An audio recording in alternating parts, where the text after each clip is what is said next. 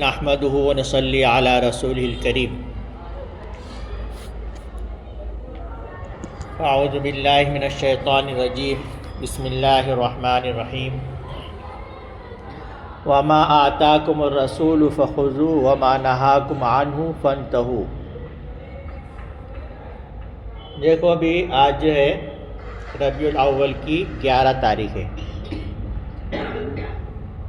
تو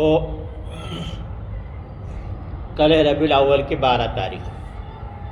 ابھی عام طور پہ مشہور ہے کہ 12 ربیع الاول کو عید میلاد النبی رہتی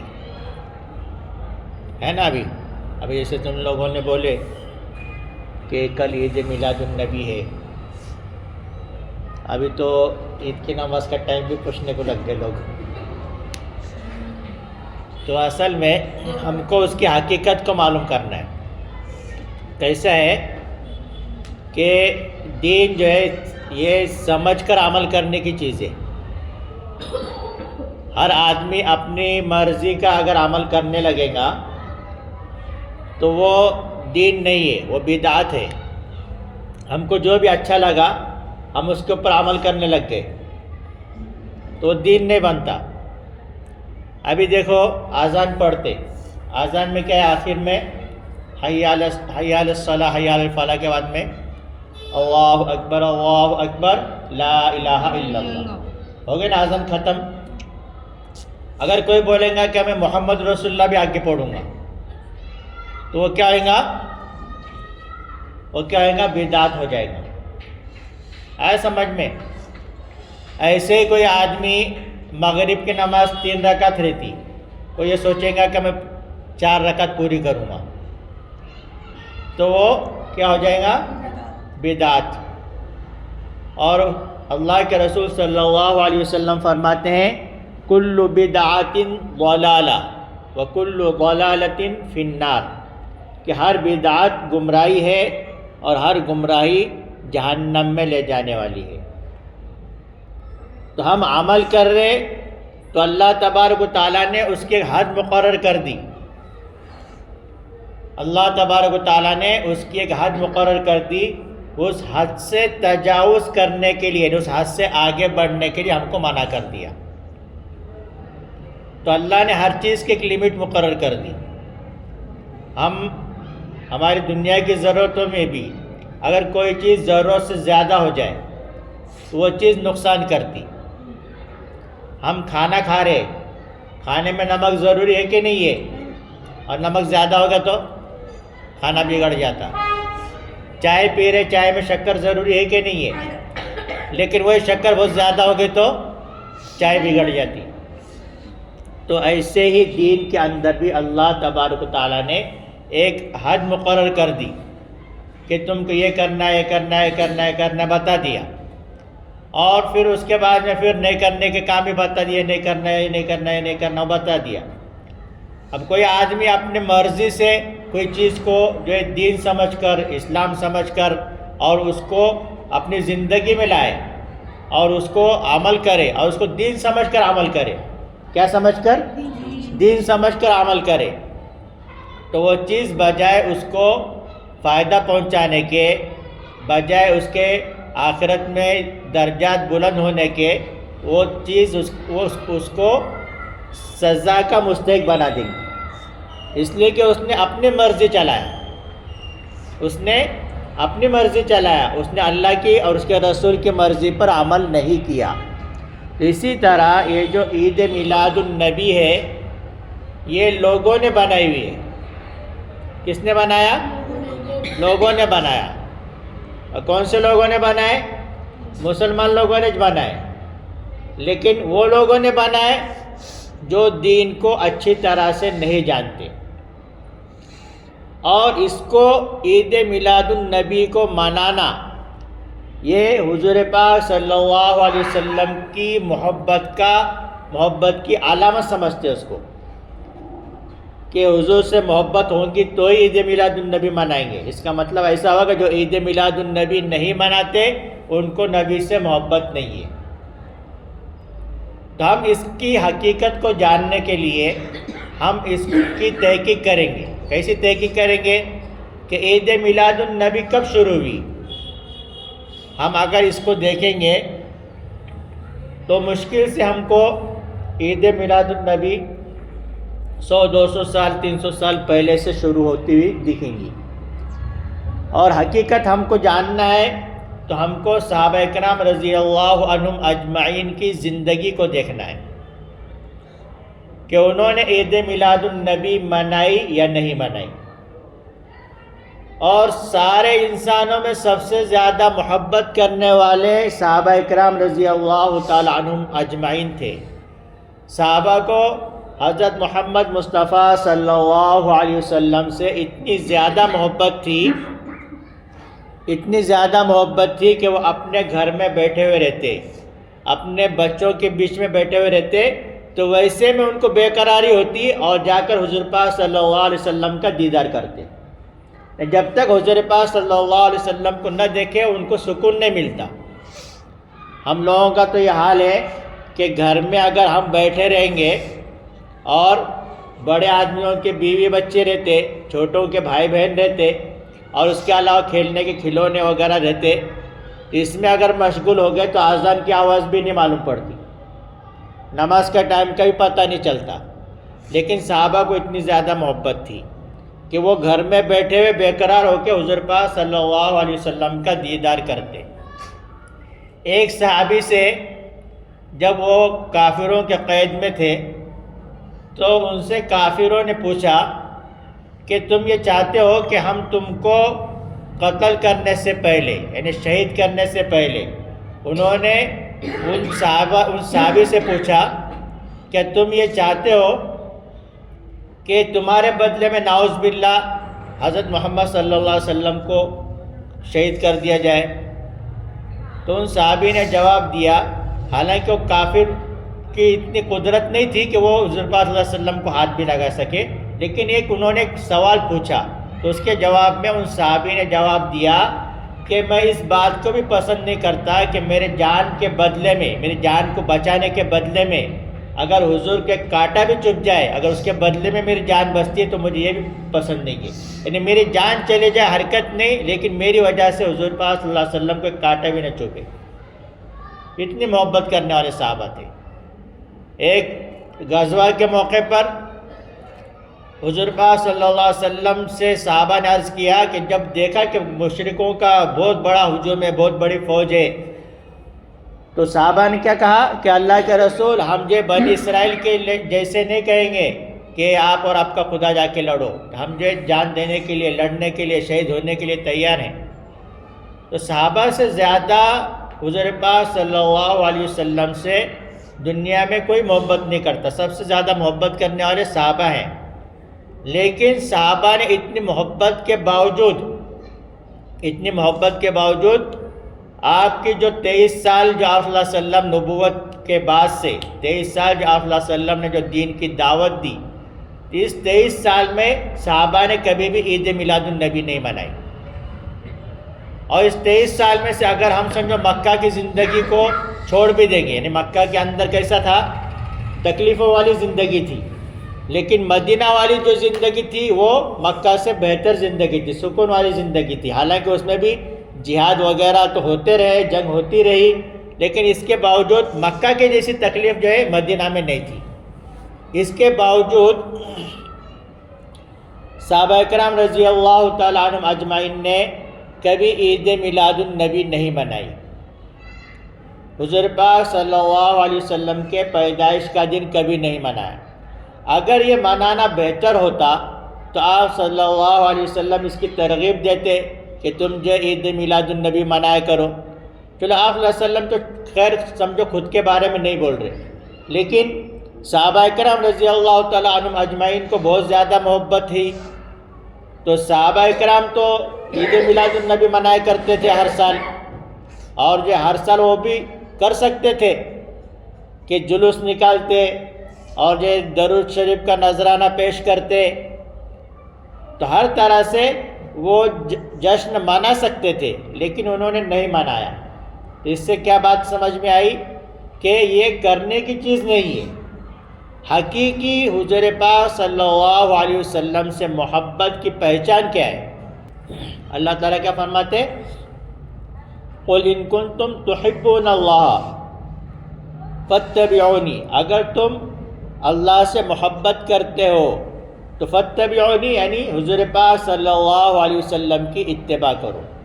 تو اللہ سے محبت، اللہ کے رسول سے محبت کی علامت یہ ہے کہ ہم نبی کریم صلی اللہ علیہ وسلم کے طریقوں کو اپنائیں۔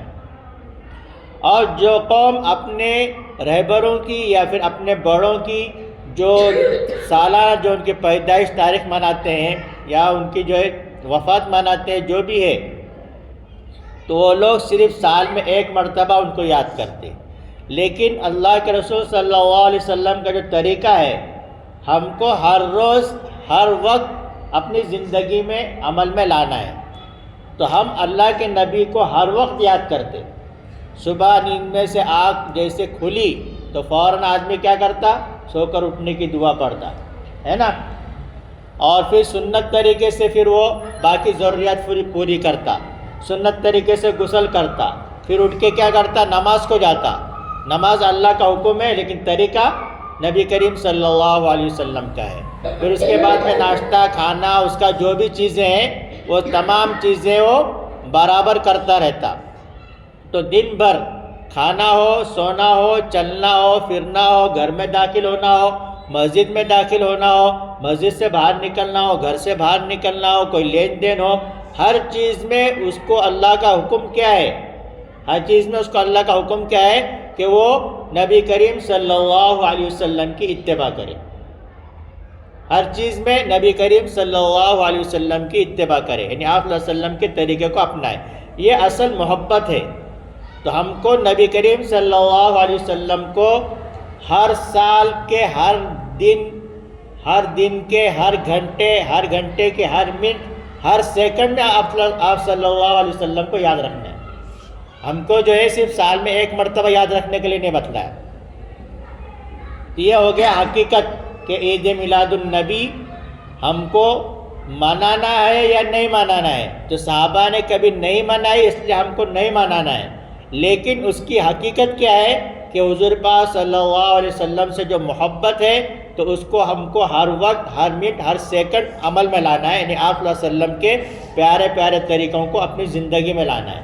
حضور پاک صلی اللہ علیہ وسلم سے محبت کی علامت ہے۔ اب میں جو ہے کچھ چیزیں اس میں سے بتاتا کہ حضور پاک صلی اللہ علیہ وسلم کی جو پیدائش تاریخ جو عام طور پہ لوگ 12 ربیع الاول کو مناتے ہیں، عام طور پہ لوگ 12 ربیع الاول کو مناتے ہیں، تو اس تاریخ میں بھی اختلاف ہے۔ اختلاف مطلب بعض الگ روایتیں ہیں، بعض روایتوں میں ہے کہ 8 تاریخ ہے، بعض روایتوں میں ہے کہ 9 تاریخ ہے۔ ایسا سمجھ میں حضور پاک صلی اللہ علیہ وسلم کی صحیح تاریخ کے تعلق سے اختلاف ہے۔ تو اختلاف کیا ہے کہ بعض روایتوں میں ہے کہ 9 ربیع الاول ہے، بعض روایتوں میں ہے کہ 8 ربیع الاول ہے، اور جو انگلش تاریخ کے حساب سے 20 یا 22 اپریل 571 عیسوی انگلش تاریخ، اس میں اپریل کی 20 یا 22 تاریخ یہ حضور پاک صلی اللہ علیہ وسلم کی پیدائش تاریخ ہے۔ اس میں بھی اختلاف ہے۔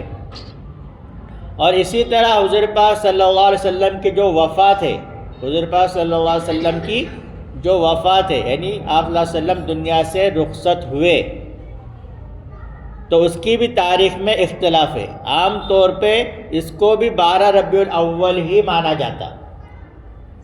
آپ صلی اللہ علیہ وسلم کی وفات کی تاریخ اس کو بھی 12 ربیع الاول ہی مانا جاتا، لیکن بعض روایتوں کے حساب سے 1 ربیع الاول ہے، بعض روایتوں کے حساب سے 2 ربیع الاول ہے، اور 11 ہجری اور پیر کا دن تھا۔ پیدائش کا دن بھی پیر کا دن تھا اور وفات کا دن بھی پیر کا دن تھا، اور 11 ہجری میں وفات ہوئی، یعنی ہجرت کے 11ویں سال میں حضور پاک صلی اللہ علیہ وسلم دنیا سے رخصت ہوئے۔ تو اس وقت میں جو تاریخ بتائی جاتی تو عام طور پہ جو مشہور ہے 12 ربیع الاول، لیکن اس میں بھی اختلاف ہے کہ 1 ربیع الاول ہے یا 2 ربیع الاول ہے یا 12 ربیع الاول ہے۔ ٹھیک ہے، بات سمجھ میں آ گئی؟ اب آئیں گے ہم حقیقت میں جو لوگ غلط کرتے اس کی طرف۔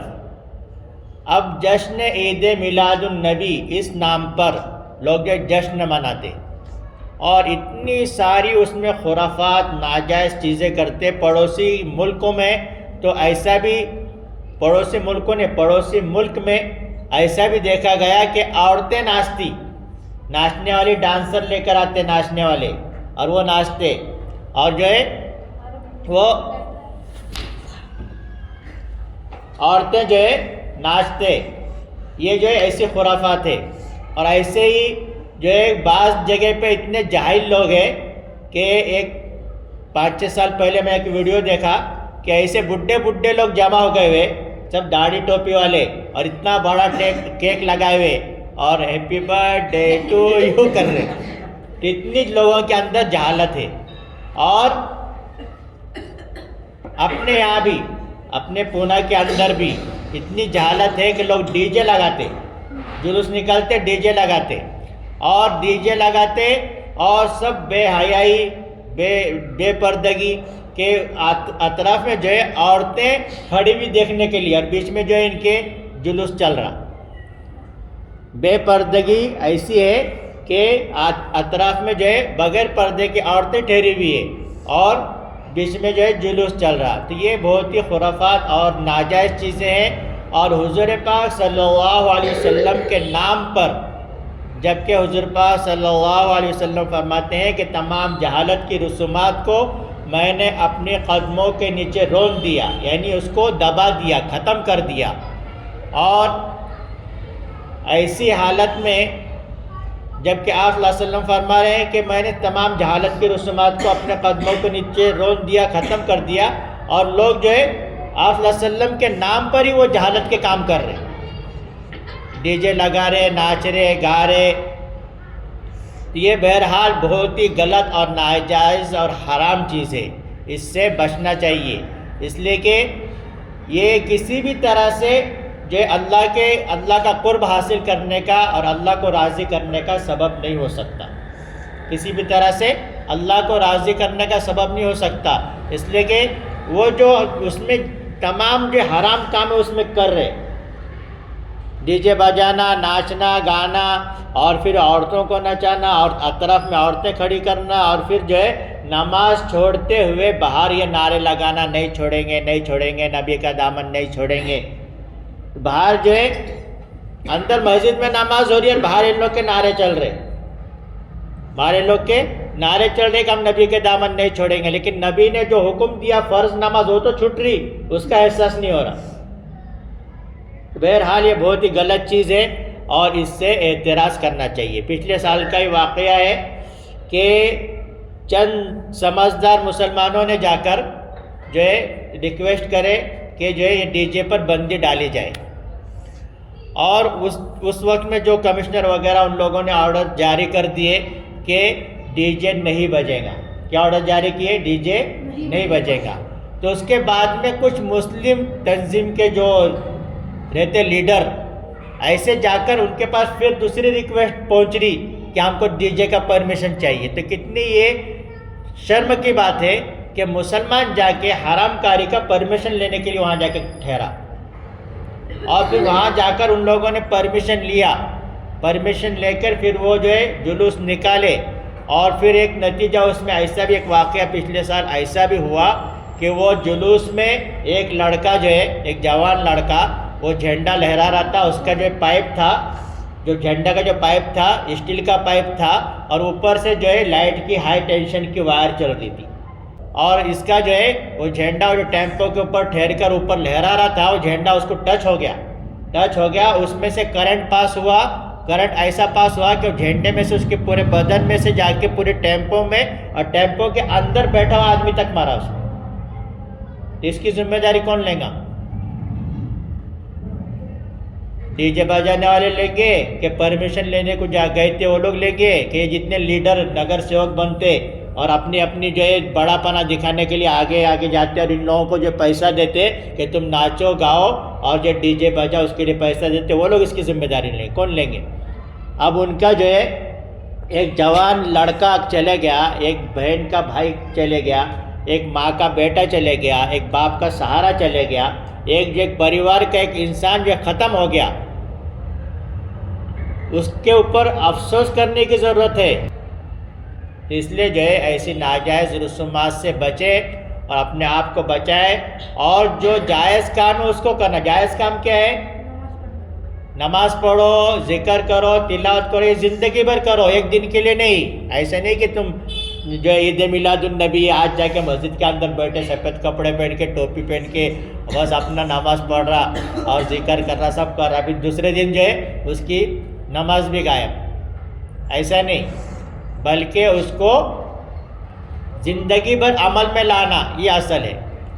ایک صاحب نے جو ہے بڑی اچھی مثال دی کہ قیامت کے دن اللہ تبارک و تعالیٰ اگر یہ حکم دیں گے کہ جتنے لوگ جشن عید میلاد النبی نہیں منائے وہ کھڑے ہو جاؤ،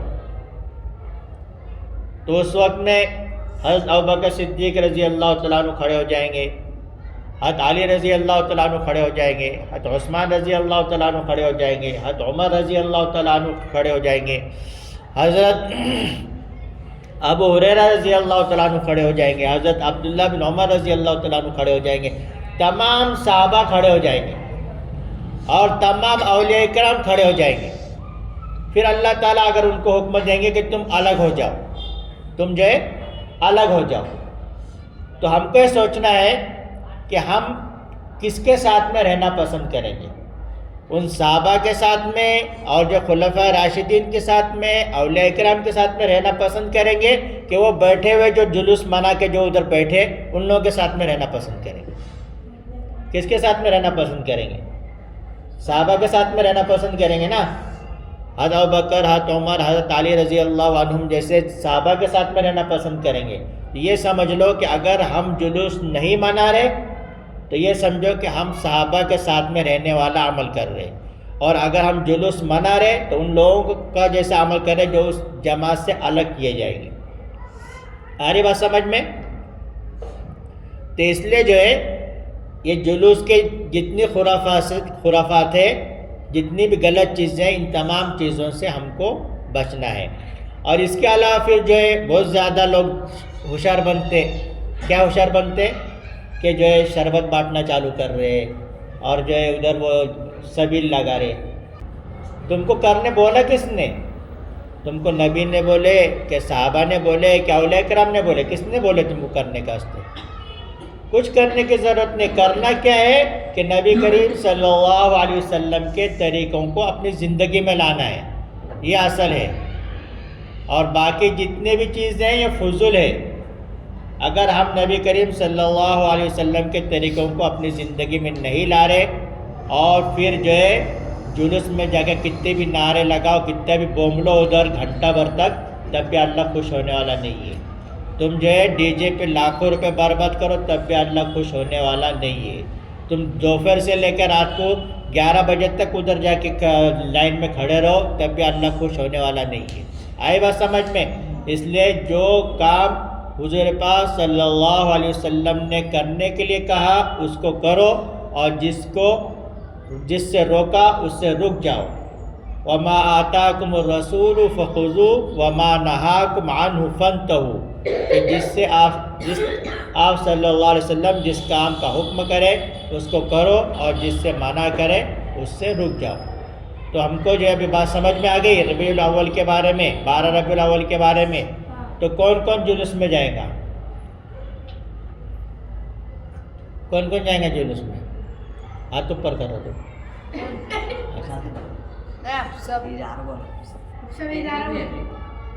اللہ تبارک و تعالی ہم تمام کو سمجھ عطا فرمائے اور ناجائز رسومات سے ہم تمام کی حفاظت فرمائے، اور ہم تمام کو حضور پاک صلی اللہ علیہ وسلم کی سنتوں پر عمل کرنے والا بنائے۔ آمین۔